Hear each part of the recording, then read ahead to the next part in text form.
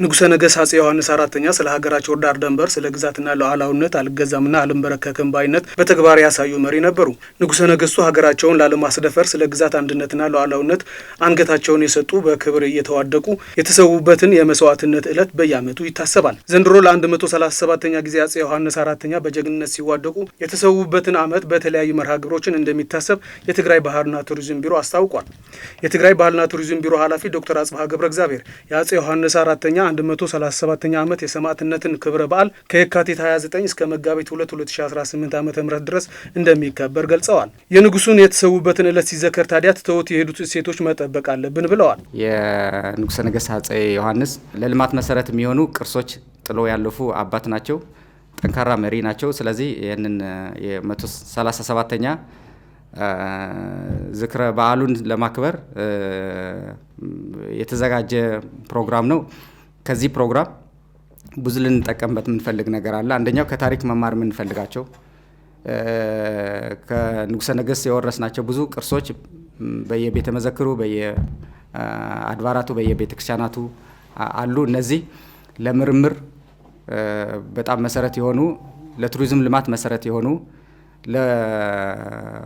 ወጣቶችን ለማነጽ የሀገር ፍቅር ኑሯቸው ማንነታቸው ጠብቀው ሰው አክባሪ ሆነው እንዲያድጉ ለማድረግ በጣም በቂ የሆነ ጥቅም ያላቸው ቅርሶችም ያሉበት ይህንን በዓል ስናከብር አንድም ከታሪክ ለመማር ነው። ሁለተኛ እኛ ጋር የደረሰ ቅርስ ጠብቀን ለሱ የሚገባ ነገር አድርገን ለልማት እንድንጠቀምበት፣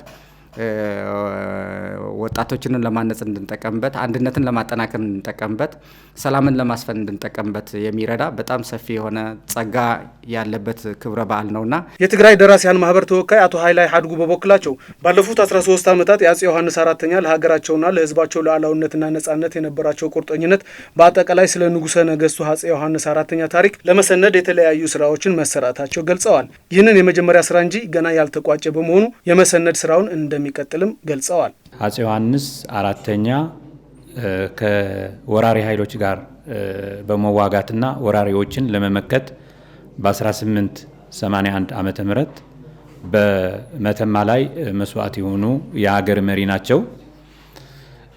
እሳቸው ሀገሪቱን በሚመሩበት ሰዓት ህዝቦች ተቻችለው እንዲኖሩ ፌዴራሊዝም የሚመስል አይነት መዋቅር አሰልተው ህዝቦችን ተቻችለው በመኖር ጥሩ አብነት የሆኑ መሪ ናቸው።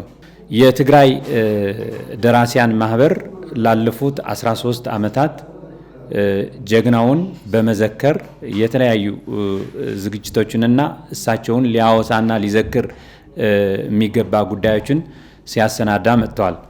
ከነዚህ መካከል የተለያዩ በውስጥ ሀገርም ያሉ በውጭ ሀገርም ያሉ ምሁራን የምርምር ጽሁፎችን እንዲያቀርቡ በማድረግ በእሳቸውና አጠቃላይ እሳቸው በነበሩበት ዘመን የነበረውን የሀገሪቱ ሁኔታ በተለይ ደግሞ የወረራ ሁኔታ የባዕዳውያን ወረራ ሁኔታ እና የመመከት የህዝቡም የመሪው አፄ ዮሐንስን በሚመለከት የተለያዩ ሳይንሳዊ የሆኑ ጥናቶች እንዲቀርቡ አድርገዋል።